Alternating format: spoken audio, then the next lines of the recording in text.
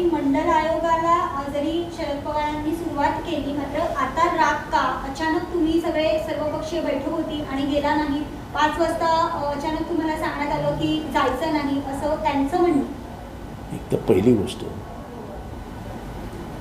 महाराष्ट्राच्या राजकारणात जोपर्यंत शरद पवारांचं नाव घेत नाही आपण, तोपर्यंत आपल्यालाच काही किंमत मिळणार नाही, हे प्रत्येक विरोधी पक्षातल्या राजकीय नेत्याला माहिती आहे.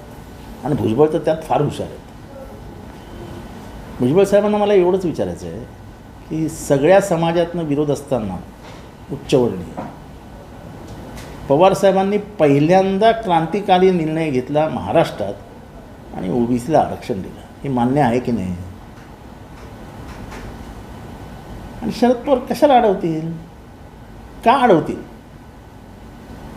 ज्या पद्धतीने तुम्ही एकमेकांवर तुमच्याच पक्षात आरोप करताय, भुजबळ साहेब तुम्ही किती वेळा असा निर्देश केला आहे की कोण करतंय कोण करतंय?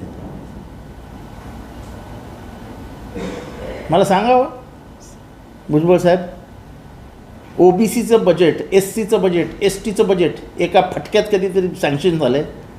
त्याच्यातनं किती पैसे कापले गेलेत तुम्हाला माहीत नाही? आमचा एकत्रित निर्णय झाला सगळ्यांचा की तुम्ही इतक्या वेळा बैठका घेतल्यात, जरांगे साहेबांबरोबर घेतल्यात, हाके साहेबांबरोबर घेतल्यात, आम्हाला कधी हाक तरी मारलीत की चला आमच्याबरोबर बैठकीला? काय चालू आहे ह्याची एक चर्चा केली विरोधी पक्षांबरोबर?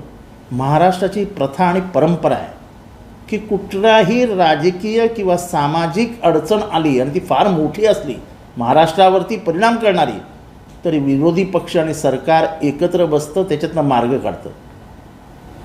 तुम्हाला मार्ग काढायचेच नव्हते, तुम्हाला फक्त आगी लावायच्या होत्या.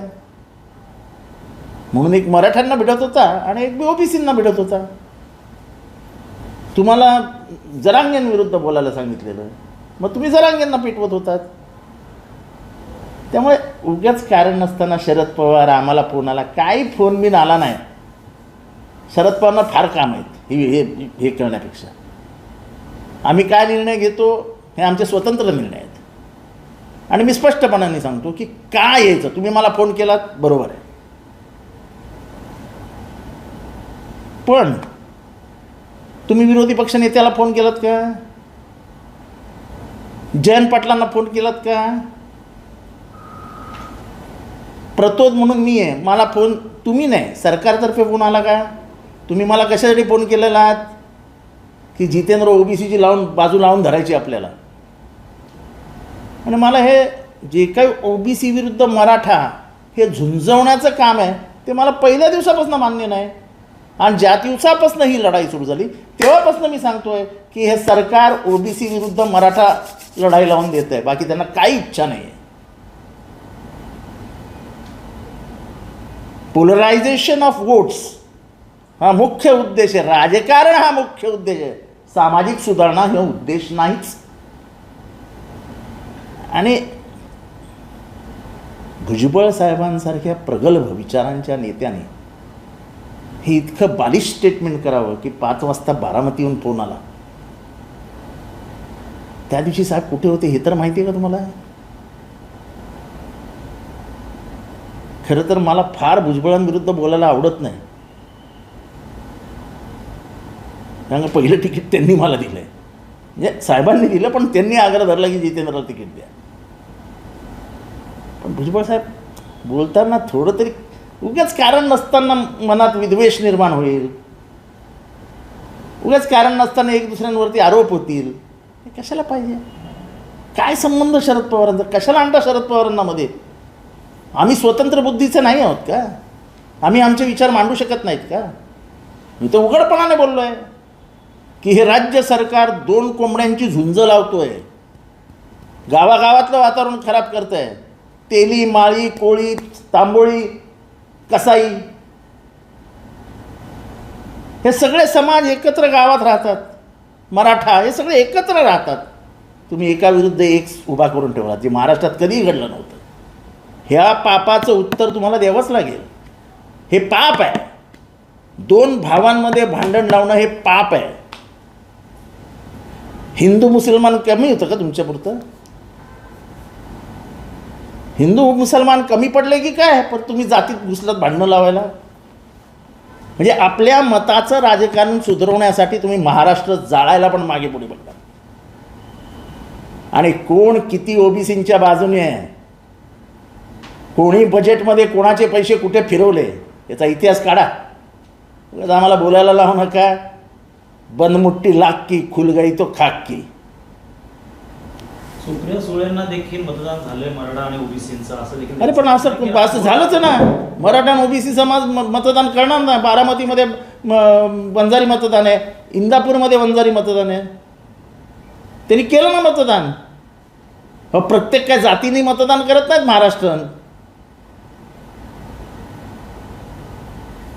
एकदा यशवंतराव चव्हाणांना महाराष्ट्र जेव्हा नवीन निर्माण झाला, स्वातंत्र्याचा महाराष्ट्राचा मंगल कलश जेव्हा यशवंतराव घेऊन आले, तेव्हा यशवंतराव चव्हाणांना विचारलं, हे राज्य कोणाचं, मराठ्यांचं का कोणाचं? तेव्हा यशवंतराव चव्हाणांनी उत्तर दिलेलं, मराठी माणसाचं. त्यामुळे सगळ्यांनी मतदान केलं ना. मतदान हा प्रत्येकाचा नैतिक अधिकार आहे. तुम्ही ते धर्मामध्ये तेढ मारून काहीतरी वोट जिहाद झाला, वोट जिहाद झाला, वोट जिहाद झाला बोला ना त्याच्या विरुद्ध.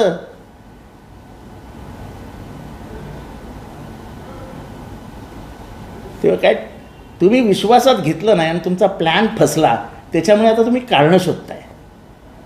ह्या मुळात तुम्ही 206 आहात आमदार. 206 लोकांनी एकत्र उभा राहून ठराव पास केला असता, आम्ही विरोध केला असता. 2 वर्ष या चर्चेला झाली असतील हे जरंगे आणि ह्या सगळ्यांचं सुरू होऊन. तुम्ही आम्हाला एका बैठकीला तरी बोलवलं का? एका बैठकीला बोलवलं का सांगा आम्हाला. आतापासूनच रणशिंग फुंकले राष्ट्रवादी अजित पवार गटाने. त्यांनी देखील असं म्हटलं होतं, याच्यावर व्हिडिओ प्रसारित झाला होता की सुप्रिया सुळे जर पडल्या तर मी येणाऱ्या विधानसभेला उभा राहणार नाही. आता तोच व्हिडिओ परत गावागावात फिरतोय, बारामती इतर ठिकाणी. नाही ते त्याच्यामध्ये मला काही इंटरेस्ट नाही. त्यांचं म्हणणं निवडणुकीच्या वेळेस सगळेच काय काय बोलत असतात. महायुतीला जिंकून आणा आणि ही जी स्कीम आहे ती पुढे तशीच चालू राहील असं देखील त्यांचं म्हणणं आहे. आम्ही तर 3000चा निर्णय घेतला आहे. हे तर 1500 बोलत आहेत. आम्ही तर 3000चा निर्णय घेतला आहे आणि तो आम्ही म्हणजे ते अडीच लाखाचं वगैरे बंधन ठेवलं आहे. नाही, आम्ही 15 लाखाचं बंधन ठेवणार आहोत. जे तो उत्पन्न 15 लाख असेल त्या बहिणीला पण ठेवू आम्ही. का त्यांना वंचित ठेवताय तुम्ही? त्यांना पण द्यायला पाहिजे. माझा एक साधा प्रश्न आहे. 50,000 कोटीचा हिशोब लागत नाही कॅगमध्ये, त्याचं उत्तर द्या. 50,000 कोटीचं. कॅगचं म्हणणं आहे की वास्तववादी अर्थसंकल्प मांडा, ही बेशिस्त आहे. शिस्तप्रिय अजित पवारांनी याचं उत्तर देऊ. हा कॅगचा अहवाल आहे, हे मी म्हणत नाही. कॉम्प्ट्रोलर अँड ऑडिटर जनरलचा रिपोर्ट आहे ऑफ इंडिया की वास्तववादी अर्थसंकल्प मांडायला शिका. हा बेशिस्त आहे.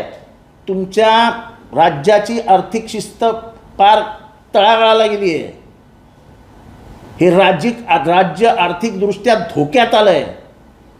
खर्च आणि कामं ह्याचं ताळमेळच जमत नाही. म्हणजे बिल कितीचं दिलं आहे, काम कितीचं झालं आहे, याचं ताळमेळच जमत नाही आहे. 50,000 कोटी काय कमी आहेत काय? अजित पवारांनी आजपर्यंत एक्सप्लेनेशन दिलं नाही का कॅगच्या रिपोर्टवर? कॅगच्या रिपोर्टवर बोलावं ना अजितदादांनी, हे नको ते आरोप करण्यापेक्षा. त्यांचं म्हणणं आम्ही कधी खोटं बोलणार हा, खोटं बोल कायम खरंच बोलले होय. हे कायम खरंच बोलले. खरंच अजितदादा कायम खरंच बोलतात आणि ते अगदी स्टेजवर न पडत. तुम्हाला माहिती आहे ना मी खरंच बोलतो, तुम्हाला माहिती आहे ना मी खरंच बोलतो. खरंच बोलता ना? मग तुम्ही भाषणात म्हणाला होतात, माहीत नाही यांचं शेवटचं भाषण कधी होणार आहे. त्याचा अर्थ काय होता? शेवटचं भाषण कधी होतं? जेव्हा राम, तेव्हाच असतं ना शेवटचं भाषण. अरे स्वतःच्या काकाच्या मृत्यूची प्रार्थना करणारी माणसं तुम्ही यार, कशाला खरं बोलता आणि खोटं बोलता? तुमच्या मनातल्या भावना काय ते मी जाणतो. मी 10 वर्ष तुम्हाला, म्हणजे गेले 35 वर्ष तुम्हाला बघत आलो, पण शेवटची 10 वर्ष जवळनं बघितलं. तुम्ही एक दिवस सांगा की तुम्ही शरद पवारांच्या डोळ्यात डोळे घालून बोललात. जेव्हा शरद पवार साहेब तुमच्याशी बोलायचे तुम्ही असे बघायचे, हां हां ठीक आहे, असं काहीतरी खेळत बसायचे तुझे, हां बरोबर आहे, हां ठीक. हे ज्यांनी बघितलं नाही ना, यांच्या कोणाच्याही लक्षातही आलं नसेल, हे मी बघत होतो. आणि तेव्हाच मला चीड यायची की हा माणूस आहे की काय, की एवढा ज्येष्ठ माणूस त्यांच्याशी डोळ्यात डोळे घालून बोलतोय आणि हा माणूस असं.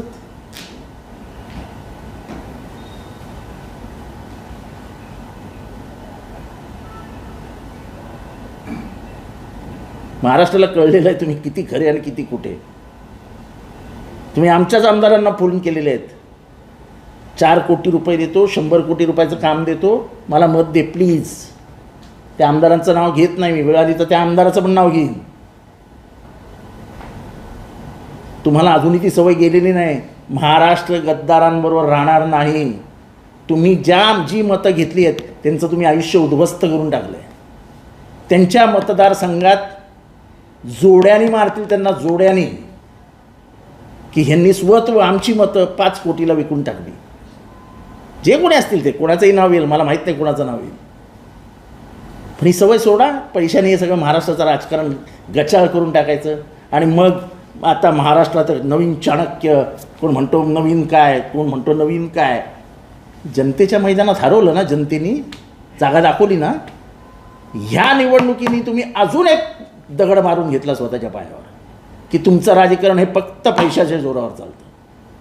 5 कोटी आणि 100 कोटीचं काम म्हणजे स्ट्रेट एकाला माणसाला 25 कोटी रुपये देणं. कारण 20% कामं विकणार आहे. जे 100 कोटी येणार त्या कॉन्ट्रॅक्टरला सांगणार हे 100 कोटींचे 20% आधी. आणि हा सरकारी निधी तुमच्या घरच्या FD बंद देता का तुम्ही? मग सगळ्यात त्या आमदारांना द्या ना 100 कोटी रुपये. निवडक आमदारांना काय देता? सरकारच्या निधीतनं तुम्हाला निवडणुका जिंकायच्या आहेत. अख्ख्या अर्थसंकल्पातनं तुम्ही या राज्याचं आर्थिक वाटोळं करून टाकलं आहे. आर्थिक वाटोळं हे मी म्हणत नाही, हा कॅगचा अहवाल सांगतोय. राज्याचे ज्येष्ठ नेते म्हणून पवारसाहेबांनी आरक्षणाचा प्रश्न मार्गी लावायचा सोडून तर ते विरोधकांना, विरोधी पक्षांना सल्ले देऊन महाराष्ट्र पेटवण्याचं काम करत आहेत असं भुजबळ म्हणतात. तुम्ही कधी विश्वासाने, प्रेमाने शरद पवारांना बैठकीत बोलवलं का?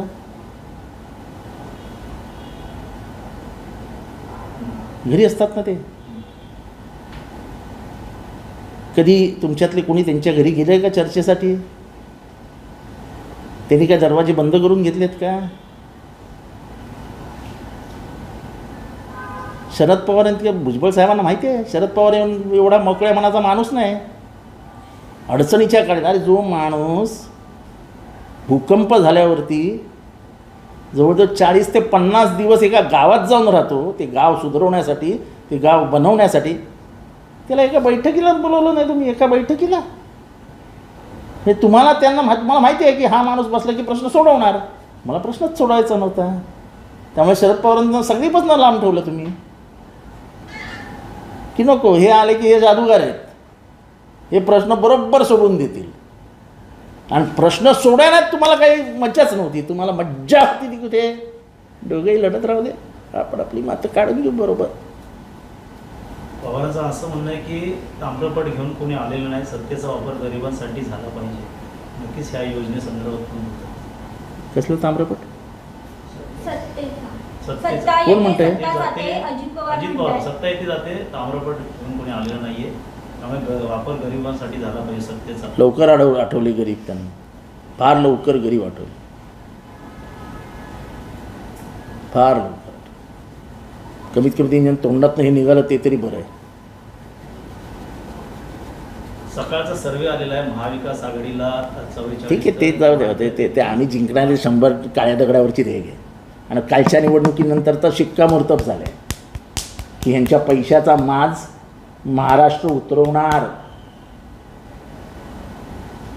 महाराष्ट्र उतरवणार यांच्या पैशाचा माज.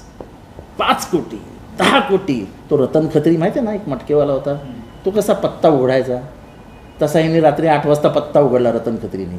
5 करोड रुपया.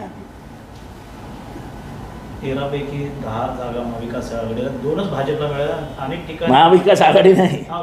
देशभरात झालेल्या मध्यवधी निवडणुकांमध्ये ज्याच्यामध्ये एक 25 वर्षाची मुलगीही निवडून आलेली आहे आणि तिथं 70,000 मतांनी निवडून आली. BJPचा संपूर्ण धुव्वा उडवत इंडिया अलायन्सने 11 जागा जिंकल्या, 13-2 BJP. देशात वारं काय? आणि हेच वारं महाराष्ट्रात असेल.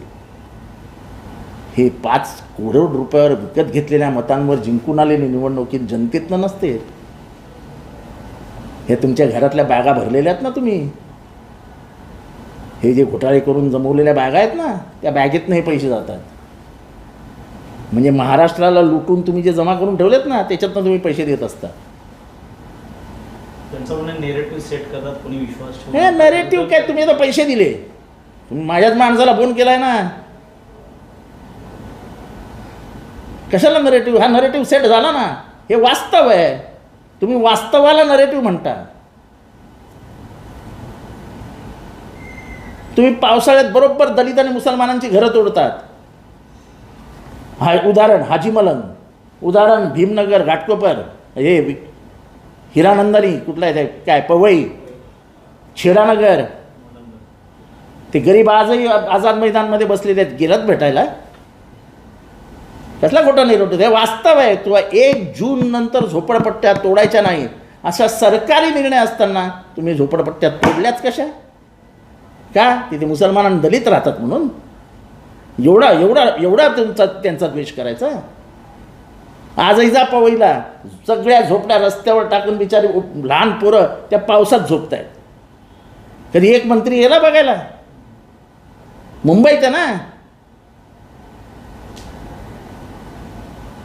हे दुसऱ्या कोणाला तरी सांगा, हे तुमचं जे पुतना मावशीचं प्रेम आहे ना सध्या, तुमचं मत OBC SC ST ह्यांच्याबद्दल काय ना, हे मला चांगलं माहिती आहे.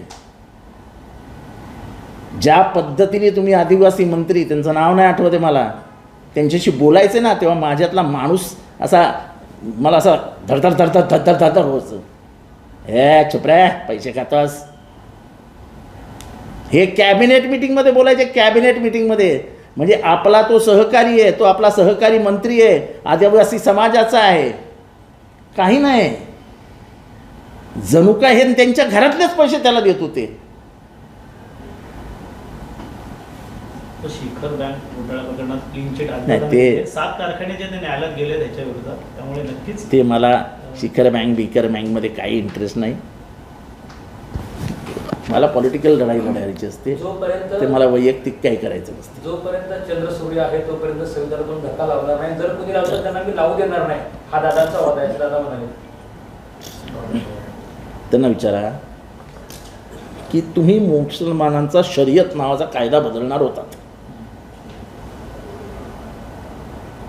असं तुम्ही म्हणाले. शरीयत ही इस्लाम धर्मातली चालीरीतीचा कायदा आहे आणि जे मूलभूत अधिकार आहेत संविधानाने दिलेले, त्या मूलभूत अधिकारामध्ये राईट टू रिलिजन आहे, धर्माचं स्वातंत्र्य आहे. जेव्हा धर्माचं स्वातंत्र्य येतं तेव्हा धर्माच्या चालीरीतीही पाळण्याचं स्वातंत्र्य येतं. मग तुम्ही हा कायदा कसा बदलणार होतात? आता तुमचा मूलभूत अधिकारांमधलं आहे, म्हणजे right to speech, right to express, right to privacy, हे जे राईट्स दिलेले आहेत आपल्याला परमपूज्य बाबासाहेब आंबेडकरांनी, ज्यांनी आपल्या इथलं सगळं जो काही भेदभाव होता तो संपवला, ते राईट्स आहेत, फंडामेंटल राईट्स ज्याला म्हणतात. त्या फंडामेंटल राईटमधला एक राईट आहे राईट टू रिलिजन.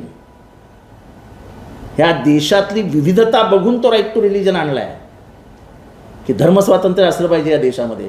जेव्हा तुम्ही संविधान बदलणारच नव्हतात तर तुम्ही हे कसं काय बोललात? तुम्ही नाही बोललात की शर्यतला बदलणार म्हणून. कसे काय तुमचे 42 खासदार देशभरात बोलले की आम्हाला निवडून द्या, आम्ही संविधान बदलणार?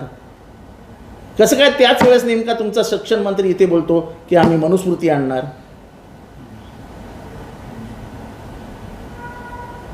टिंब टिंब टिंब टिंब जोडत जायचं की नदीलाच जाते ते. तुमच्या मूळ विचारधारेत काय आहे ती नदी वाहते, तुम्हाला फक्त जोडून ते नदीत न्यायचं आहे. तुम्हाला परत ती घाणेरड्या वर्णवर्चस्ववाद आणायचा आहे. दादा कधी बोलत नाही हो, भिडेन विरुद्ध बोलून दाखवा मग. दळभद्री आणि हणग स्वातंत्र्य आहे.